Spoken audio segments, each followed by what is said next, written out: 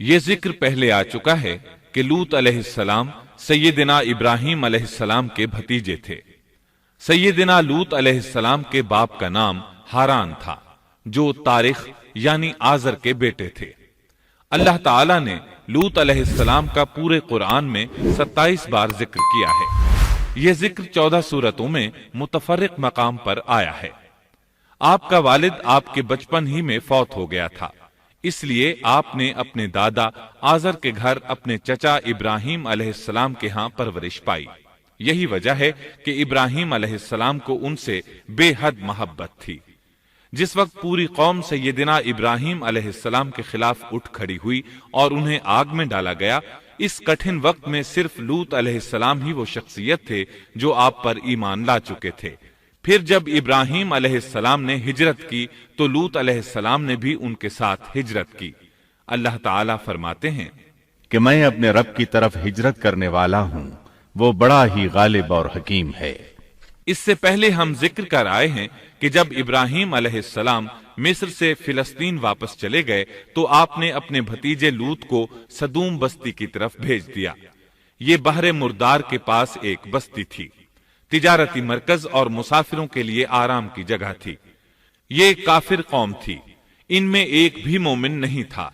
اللہ تعالیٰ فرماتے ہیں پس جتنے ایماندار وہاں تھے ہم نے انہیں نکال لیا، اور ہم نے وہاں مسلمانوں کا صرف ایک ہی گھر پایا۔ یہ سب لوگ کافر تھے، لوگوں میں سب سے زیادہ فاسق اور فاجر تھے۔ ان لوگوں نے ایسی برائیاں ایجاد کی کہ ان سے پہلے کائنات میں کسی نے نہ کی تھیں۔ چنانچہ اللہ فرماتے ہیں جب لوط نے اپنی قوم سے کہا تم ایسی فحاشی اور بے حیائی کا ارتکاب کرتے ہو جو جہانوں میں تم سے پہلے کسی شخص نے نہیں کی۔ پھر اللہ فرماتے ہیں کیا تم عورتوں کو چھوڑ کر مردوں سے حاجت پوری کرتے ہو، بلکہ تم حد سے بڑھنے والی قوم ہو۔ اس کام یعنی اغلام بازی اور جنسی بے راہ روی کو قوم لوط نے شروع کیا، لیکن بعض کہتے ہیں یہ تو فطری چیز ہے اور بعض کہتے ہیں یہ جنات سے شروع ہوئی۔ بہرحال یہ فسق و فجور اور گھناؤنا جرم اسی قوم سے شروع ہوا۔ فرشتوں کی زبانی اللہ تعالیٰ نے فرمایا فرشتوں نے کہا کہ ہم گناہگار قوم کی طرف بھیجے گئے ہیں۔ پھر کہنے لگے مگر خاندان لوط کہ ہم ان سب کو تو ضرور بچا لیں گے، سوائے اس کی بیوی کے کہ ہم نے اسے رکنے اور باقی رہ جانے والوں میں مقرر کر دیا ہے۔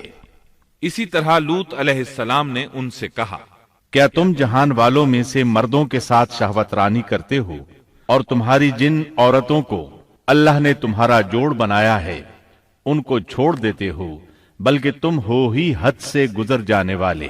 اللہ تعالیٰ نے قرآن میں کتنے ہی مقامات پر اس گناہ کی برائی اور قباحت بیان فرمائی ہے، اس لیے کہ یہ نہایت سنگین اور گھناؤنا جرم ہے۔ اللہ تعالیٰ فرماتے ہیں اور لوط کا ذکر کر جبکہ اس نے اپنی قوم سے کہا کہ کیا باوجود دیکھنے بھالنے کے پھر بھی تم بدکاری کرتے ہو؟ یہ کیا بات ہے کہ تم عورتوں کو چھوڑ کر مردوں کے پاس شہوت سے آتے ہو؟ حق یہ ہے کہ تم بڑی ہی نادانی کر رہے ہو۔ اللہ تعالیٰ نے اس قوم کی قبیح خصلتوں کا جتنا ذکر کیا ہے کسی اور قوم کا نہیں کیا۔ انہیں کافر، مجرم، جاہل اور حد سے بڑھنے والا کہا گیا، کہیں فضول خرچی کرنے والے اور فاسق کہا گیا۔ یہ تمام برائیاں ان میں موجود تھیں۔ اللہ تعالیٰ فرماتے ہیں اور لوط کو یاد کرو جب انہوں نے اپنی قوم سے کہا تم ایسی فحاشی کرتے ہو کہ تم سے پہلے کسی جہاں والے نے نہیں کی۔ کیا تم مردوں کے پاس بدفعلی کے لیے آتے ہو اور راستوں میں ڈاکے ڈالتے ہو اور مجالس میں نہایت برے کام کرتے ہو؟ یہ لوگ اس قدر خبیث تھے کہ بھری مجلس میں برے برے کام کرتے تھے۔ مثلا سب کی موجودگی میں زوردار آواز کے ساتھ ہوا خارج کرتے، پھر اپنی اس حرکت پر ہنستے۔ غرض یہ کہ برائی کی تمام تر صفات ان میں موجود تھیں۔ لوط علیہ السلام پھر بھی انہیں سمجھاتے رہے، لیکن وہ جھٹلاتے ہی رہے۔ اللہ تعالیٰ فرماتے ہیں قوم لوط نے پیغمبروں کو جھٹلایا، جبکہ ان کے بھائی لوط نے ان سے کہا کہ تم اللہ کا خوف نہیں رکھتے۔ میں بلا شبہ تمہاری طرف امانت والا پیغمبر ہوں، اللہ سے ڈرو اور میری اطاعت کرو، اور اس کام پر میں تم سے کوئی اجرت اور مزدوری نہیں چاہتا۔ میرا اجر تو صرف اور صرف जहानों को पालने वाले के जिम्मे है। अंबिया का मिशन ही ये होता है कि तबलीग करते रहें। लिहाजा लूत अलैहिस्सलाम दावत देते रहे, लेकिन दावत के नतीजे में कौम का रद्द अमल क्या था, अल्लाह ने इसका भी जिक्र किया है। बस उसकी कौम का जवाब यही होता कि अल्लाह का अजाब ले आ अगर तू सच्चा है। इस्लाम दुश्मन और काफिर कौमों का जवाब यही होता है। कौम आद और कौम समूद ने भी यही जवाब दिया था। दूसरी आयत में है, लूत ने उन्हें हमारी पकड़ से डराया, यानी उन्होंने कहा, ए कौम, अल्लाह की पकड़ से और अजाब से बच जाओ, मोहतात हो जाओ। उसकी लाठी बेआवाज है, लेकिन वो डराने वालों से भी झगड़ते ही रहे। एक और आयत में अल्लाह फरमाते हैं, और उनकी कौम से कोई जवाब न बन पड़ा बजुज इसके कि आपस में कहने लगे कि इन लोगों को अपनी बस्ती से निकाल दो, ये पाकबाज बनने की कोशिश करते हैं। चूंकि ये सब के सब लोग फहाशी, उरियानी, बेहयाई, बेगैरती, फिस्क व फुजूर और बदकारी में मसरूफ थे, इनके नजदीक पाकीज़गी इख्तियार करना बेमाना काम बन चुका था। लूत अलैहिस्सलाम और उनकी बेटियों के अलावा कोई शख्स पाक न था। सब के सब गिलाजत में डूबे हुए थे। चुनाचे उन्होंने लूत अलैहिस्सलाम को अपनी बस्ती से निकाल बाहर करने का फैसला किया। कहने लगे, ऐ लूत, अगर तू अपने इस वाजो नसीहत से बाज ना आया तो जरूर तुझे निकाल दिया जाएगा। इस पर लूत ने फरमाया, मैं भी तुम्हारे इस घिनावने अमल से बेजार हो चुका हूं। चुनाचे लूत अलैहिस्सलाम उस मौके पर वहां से निकल आए और अपने रब से यूं दुआगो हुए, ऐ मेरे परवरदिगार, मुझे और मेरे अहल को इनके अमल से बचा ले और नजात अता फरमा। कितनी ही आयात में है कि इन लोगों ने लूत अलैहिस्सलाम को बस्ती से निकालने का अज़्म कर रखा था और लूत अलैहिस्सलाम इस पूरी बस्ती में बेयारो मददगार थे। वहां उनका कोई खानदान तो था नहीं, लिहाजा घर में ही बैठे रहे, दुआ करते रहे, ऐ परवरदिगार, इस फसादी कौम के खिलाफ मेरी मदद फरमा। इस दुआ से इस कौम की एक और खसलत मालूम हुई, और वो ये कि वो फसादी भी थे। सो अल्लाह ने दुआ कबूल फरमाई, फरिश्ते भेजे, जिब्राइल, मीकाइल और मलकुल मौत, और बाज रिवायात के मुताबिक इसराफील को भी इनके साथ भेजा गया। वो सबसे पहले इब्राहिम अलैहिस्सलाम के पास आए ताकि उन्हें इसहाक अलैहिस्सलाम की बिशारत दें। आखिरकार यहां से फरिश्तों ने सदूम का रुख किया। ये फरिश्ते वहां नौजवान लड़कों की सूरत में पहुंचे, उनकी टोलियों के पास से गुजरे ताकि उन्हें आजमा लिया जाए, उन पर हुज्जत कायम हो जाए। मतलब ये कि अल्लाह ताला ने फरिश्तों से कहा था कि उन लोगों को उस वक्त तक हलाक न करना जब तक कि उनके नबी को उन पर इल्जाम लगाते न देख लो। चुनाचे ये फरिश्ते नौजवान और खूबरू लड़कों की सूरत में बस्ती के किनारे पहुंच गए। लूत अलैहिस्सलाम की एक बेटी बस्ती से बाहर किनारे पर रहती थी। जब उसने उन्हें देखा तो डर गई। उसने सोचा, हमारी कौम के लोगों ने अगर इन्हें देख लिया तो जरूर इनसे बुराई करके रहेंगे। इसलिए वो अपने वालिद लूत अलैहिस्सलाम की तरफ दौड़ी। उनके पास पहुंचकर कहने लगी, मैंने चंद नौजवान लड़कों को देखा है और मैं उनके बारे में खौफजदा हूं। लूत अलैहिस्सलाम जल्दी से उनकी तरफ आए, उनसे पूछा, आप कैसे आए हैं? उन्होंने बताया, हम आपके मेहमान हैं। लूत अलैहिस्सलाम चाहते थे उन्हें बाहर ही से दूसरी तरफ रवाना कर दें, लेकिन जब उन्होंने कहा कि हम मेहमान हैं तो वो उन्हें जाने के लिए न कह सके।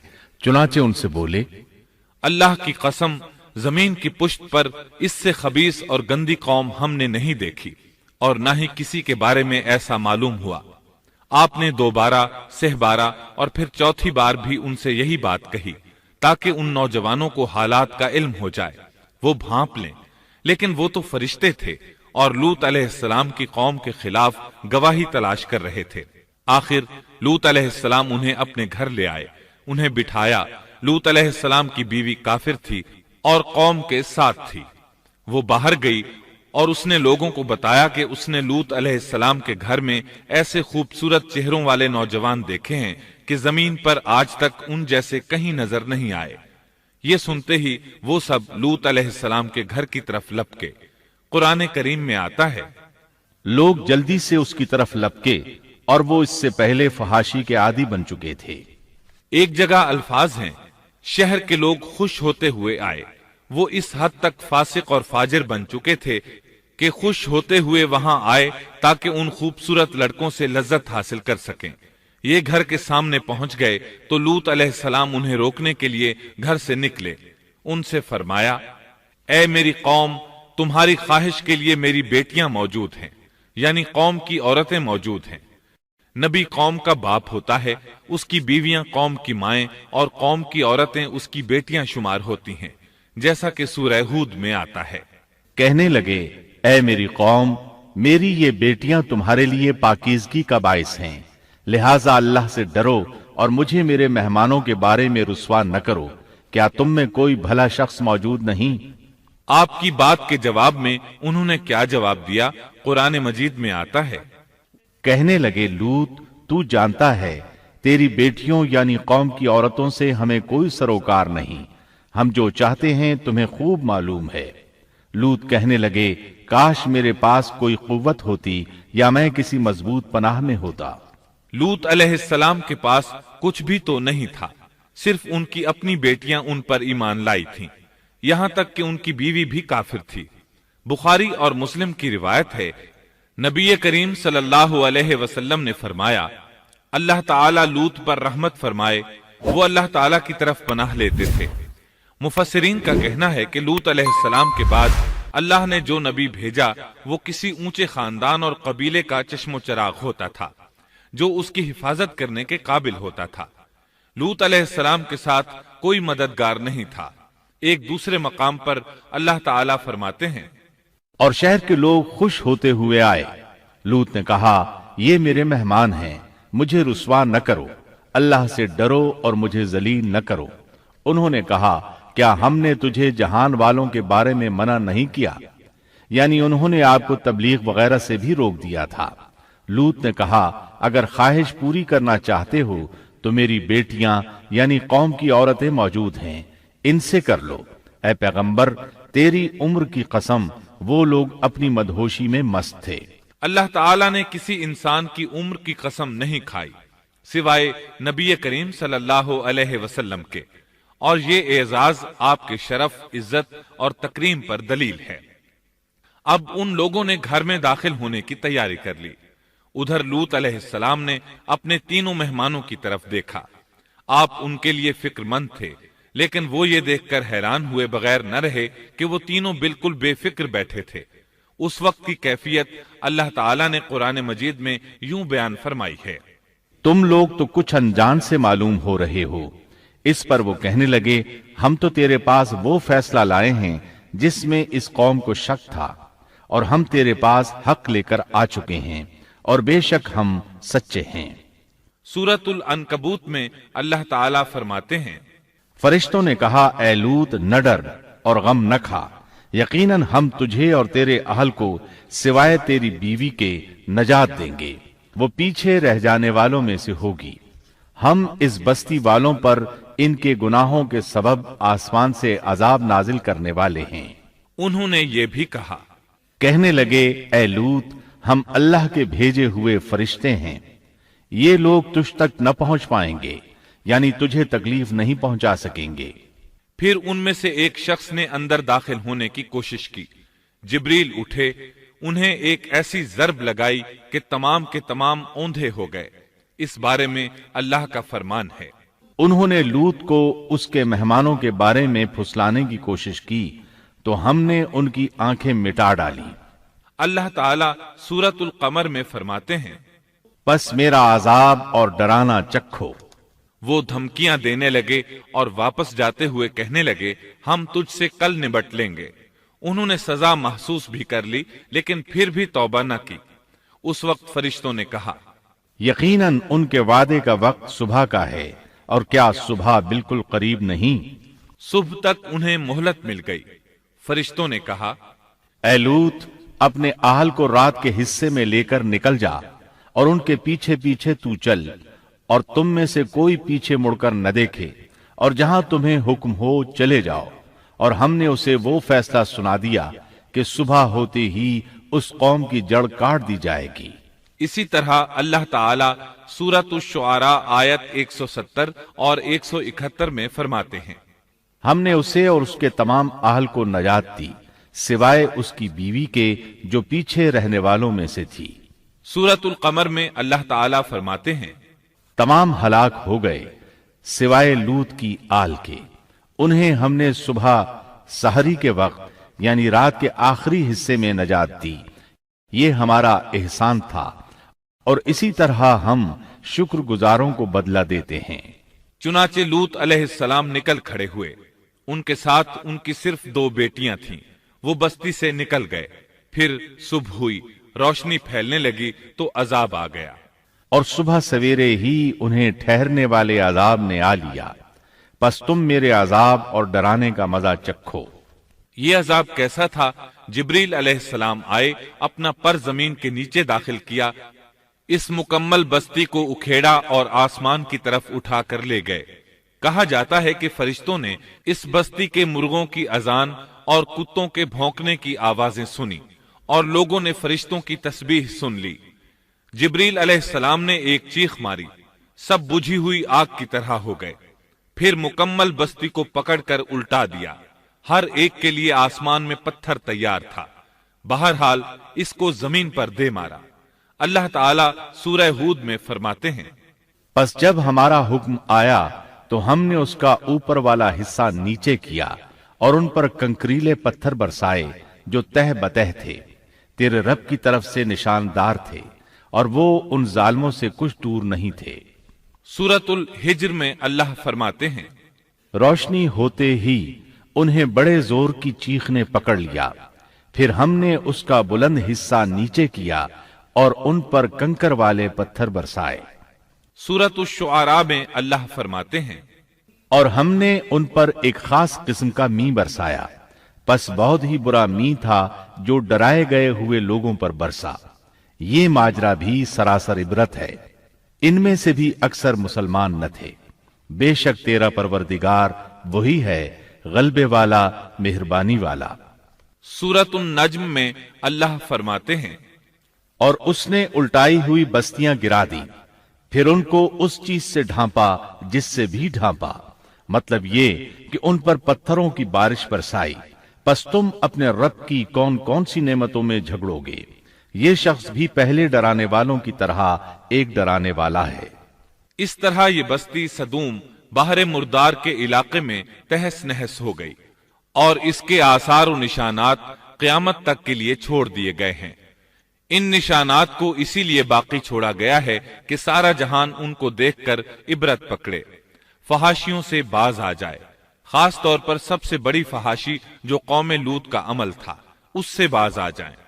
سیدنا لوط علیہ السلام کے اس قصے میں قرآن حکیم اور احادیث نبوی سے یہ بات ثابت ہوتی ہے کہ سیدنا لوط علیہ السلام جس قوم کی طرف مبعوث کیے گئے تھے، وہ قوم اخلاق کے اعتبار سے بالکل ختم ہو چکی تھی، اور اب اس کی اصلاح ناممکن ہو چکی تھی۔ اس قوم نے اپنے جرم کو جرم بھی نہیں سمجھا تھا، عام مقامات پر اعلانیہ بے حیائی کرنا ان کا مشغلہ تھا۔ یہ ایسا عمل تھا جس کی ماضی میں کوئی نظیر نہیں ملتی۔ مردوں کا مردوں سے اختلاط اور عورتوں کا عورتوں سے، یہ ایسا فعل تھا جو جنگل کے وحشی جانور بھی نہیں کرتے۔ یہی وجہ تھی کہ یہ قوم اپنے میں سے کچھ نیک لوگوں کو بھی برداشت نہیں کرتی تھی، وہ انہیں نیکی اور شرافت کی دعوت دیتے تھے، اسی لیے وہ ان کے سخت مخالف ہو گئے تھے۔ قرآن کریم نے اس قوم کے 3 بڑے جرائم کا ذکر کیا ہے، یہ کہ تم مردوں سے بدفعلی کرتے ہو، مسافروں کو لوٹ لیتے ہو، عام مجلسوں میں اعلانیہ فحاشی کرتے ہو۔ ان 3 گناہوں میں سے سب سے پہلا گناہ بدترین گناہ تھا۔ یہ گناہ اس قوم سے پہلے کسی نے نہیں کیا تھا، گویا وہ اس گناہ کو ایجاد کرنے والے تھے، اور یہ گناہ زنا سے بھی زیادہ شدید ہے۔ قرآن کریم اور احادیث کی روح سے اغلام بازی ایک بدترین گناہ ہے۔ احادیث میں اس گناہ کی مختلف سزائیں آئی ہیں۔ ایک روایت میں ہے کہ فاعل اور مفعول دونوں کو قتل کر دو۔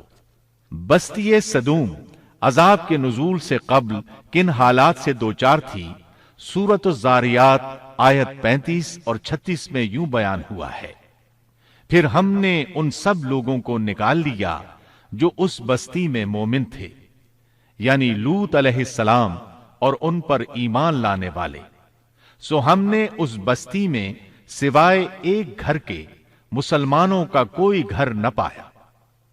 اس کا مطلب ہے وہاں صرف سیدنا لوط علیہ السلام اور ان کا گھرانہ مسلمان تھا، باقی سب گھر کافروں کے تھے۔